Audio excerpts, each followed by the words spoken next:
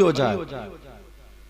آج تمہارے یہاں نگلا سادات میں شادی ہوتی ہوگی, ولیمہ عقیقہ تمام فنکشن ہے, پورے گاؤں کی ایکس وائی زیڈ, پورے گاؤں کی لڑکیوں کو دیکھ لینا, ایک بھی اللہ کی بندی کے سر پہ ڈھنگ کا دوپٹہ نہیں ہوگا. وہی پہناوا جیسے ناچنے والی عورتوں کا, وہی بڑے بڑے شرارے غرارے جیسے وہی پہلے تماشا کرنے ناچنے والی آتی تھی. سیدہ فاطمہ کی سیرت اللہ اللہ, یہی وجہ جو نگلا سالار کی بچی کبھی گھر سے نکل کر نہیں گئی, مگر اس کے پاس بمبئی کا فیشن کہاں سے آیا, وہ ناچنے والی عورتیں جو فلمیں بنا رہی ہیں ان کے کھانے پینے کا ڈنگ کہاں سے آیا.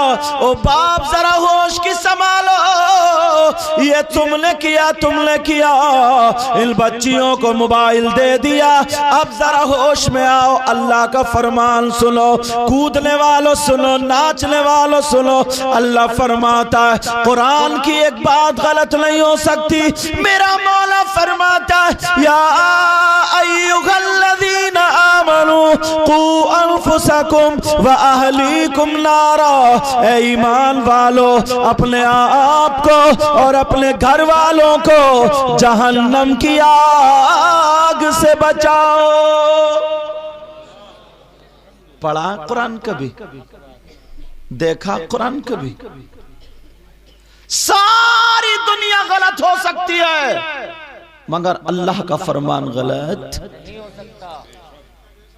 پہلے گھروں سے قرآن کی تلاوت کی آواز آتی تھی, اب اگر 3 بیٹے ہیں سب کی پینٹ کی جیب سے موبائل کی آواز آ رہی.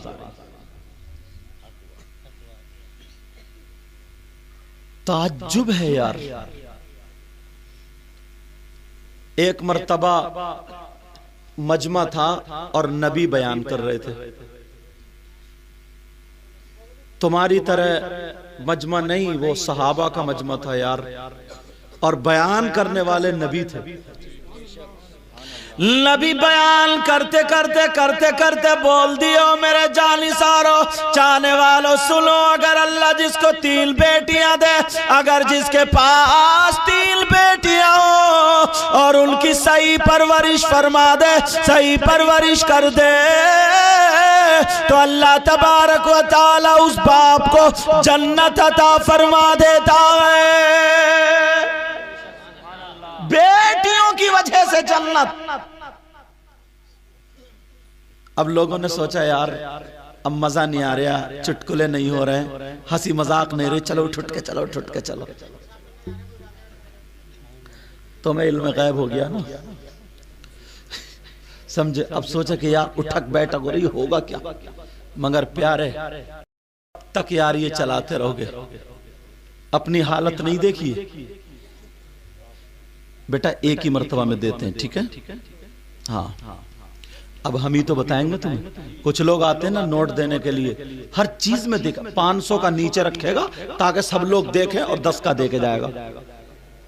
یہ دکھاوا نہیں ہے. کچھ لوگ دے کے جائیں گے نوٹ اتنے بھر کے لگا اتنے, اور کیا مطلب ہے اس کا گن کے دینے کا؟ 2 ہی مطلب ہے, یا تو یہ میرا قرضہ آ رہا تو گن کے دے رہا, کم اور زیادہ نہ ہو جائے. تو قرضہ کام ہے تو آئے پہلی مرتبہ. اب دوسرا مطلب رہ گیا دکھاوا. او لوگوں دیکھو میں نے یہ دیا, ہوش میں آؤ.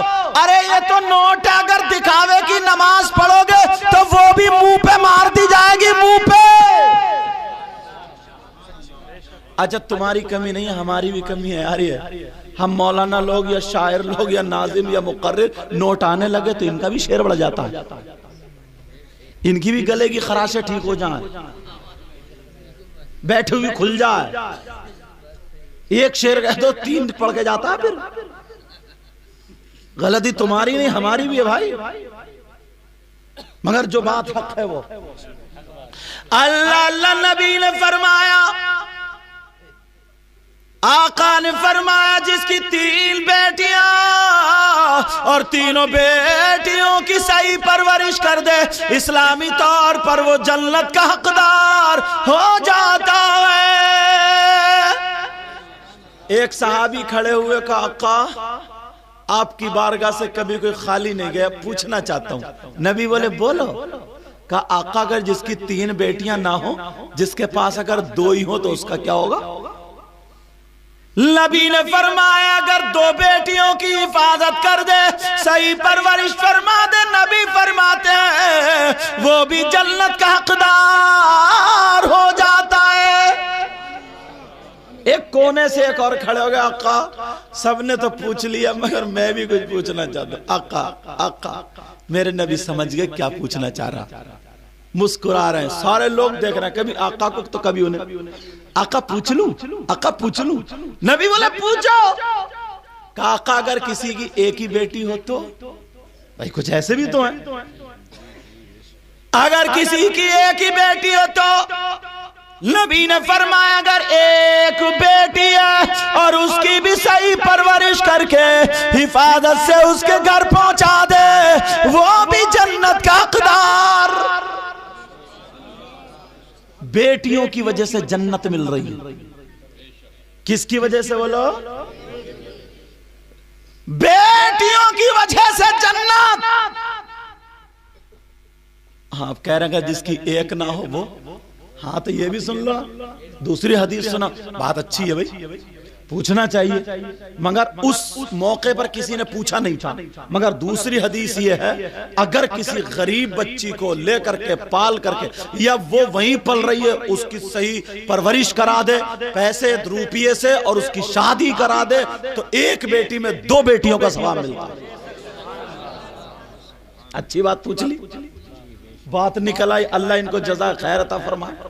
اس سے پتہ چلتا ہے لوگ سن رہے ہیں، یہ بیٹیوں کی وجہ سے جنت۔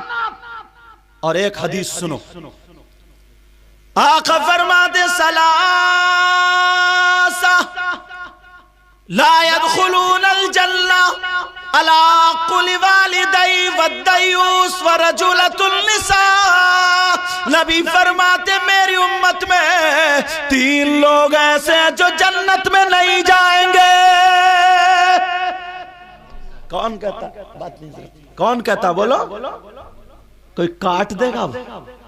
آقا فرماتے ہیں 3 لوگ ایسے ہیں جنت میں نہیں جائیں گے، کون ہے وہ بھی تو سن لو۔ ہاں بیٹا آہستہ بولو، پیچھے والو آہستہ بولو، تھوڑا خیال رکھو، میں نہیں بتایا تاکہ ڈسٹرب نہ ہو، توجہ ہے نا۔ نبی فرماتے 3 قسم کے لوگ ایسے ہیں جو جنت میں نہیں جائیں گے۔ نمبر 1 سنو، سن کے جانا، تم بہت ادھر آدھر کو، میں نے دیکھا ٹوپی تھی پتہ نہیں کیا تھا، ادھر والے ادھر پھینک رہے ہیں، وہ ٹھٹے مار رہے ہیں اور ادھر والے ادھر پھینک رہے ہیں۔ میں نے کہا نبی کی محفل میں یہ، اور زبیر حسانی صاحب پڑھ رہے تھے کربلا شریف کے تعلق سے، میں نے کہا وہ خاندان، ہم اتنی نسلوں کے بعد سید ہیں تو سارے لوگ ہمارے ہاتھ چوم رہے ہیں، وہ تو ایک دم ڈائریکٹ ہیں، ان کا ذکر ہو رہا ہے، انہوں نے قربانی پیش کی ہے، انہوں نے قربانی پیش کی اور انہیں گیند سے کھیل رہے ہیں۔ ضرور ان کے ماں باپ کی تربیت ان کے لیے صحیح نہیں ہو رہی۔ نبی فرماتے ہیں 3 طرح کے لوگ ایسے ہیں، لا ثلاثہ لا يدخلون الجنہ علی قل والدی۔ آقا فرماتے ہیں ان میں سے نمبر 1 جو جنت میں نہیں جائے گا وہ کون ہے؟